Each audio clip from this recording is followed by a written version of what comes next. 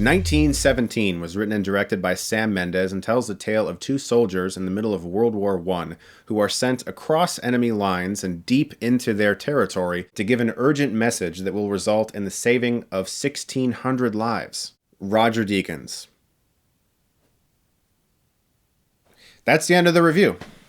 He finally won his Oscar for Blade Runner 2049, so he probably won't win again, but he should. This film is gorgeously shot, and I'm sure you've heard by now that it's designed to look like one shot, the entire film, following these two soldiers through a war. Sometimes when you watch a film, you can at least have a basic comprehension of how they made it. And while there's moments where you can tell there's a cut, maybe darkness obscures the screen for a second, or they pass by an obvious CGI tree that has blended one shot with another. But beyond that, it's staggering to imagine shooting this movie. This is a gargantuan technical achievement, and it can't be ignored. It feels in a way sort of like a video game because for a lot of the movie, you're following behind someone who's walking. But it always feels very tangible and very authentic. The costume design and production design, the sets, they're just fucking on point. Everything looks really, really period accurate. And the two lead performances from Dean Charles Champman and George MacKay engross you very well in these characters' lives.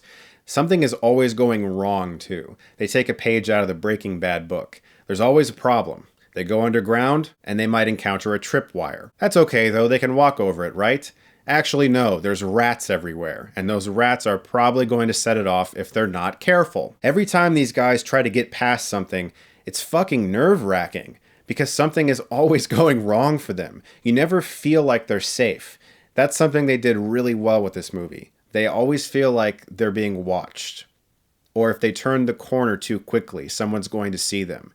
You rarely ever get that moment where you don't think that somebody could snipe them at any second. It feels like there's danger constantly. There's one sequence in the movie in particular where one of the characters is running through this rubble and flares are going off and explosions and you hear gunfire in the background. And you think at any second, one of these bullets could hit this guy. And the music is rising in the background and the tension too.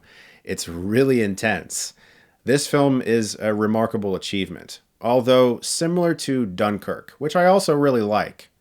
Character-wise, it's extremely lacking. Dunkirk decided to be a thriller, and it didn't care too much about building character. It just had people in the middle of a terrible situation. And because of how great the filmmaking was, I was on board. Same with this movie. They've done very little to give character to these two people. One of them has a brother who's going to be saved, hopefully, if they can deliver this message. That's about it. And so there are moments where even though these characters are in constant danger, you don't care as much as you could. And that's a little difficult to do because this is obviously a technical experiment. The idea of can we do this? And I think just them achieving that is good enough. But if there was a little bit more character for these guys, I think this could potentially creep into all-time status for World War I films especially. Nevertheless, it's still a really damn good movie and very impressive to watch. I'm going to give 1917 an A-. Definitely check this one out in the theater. It is worth the big screen treatment. Guys, thank you so much as always for watching. Look forward to more reviews very soon. And if you like this, you can click right here and get Stuckmanized.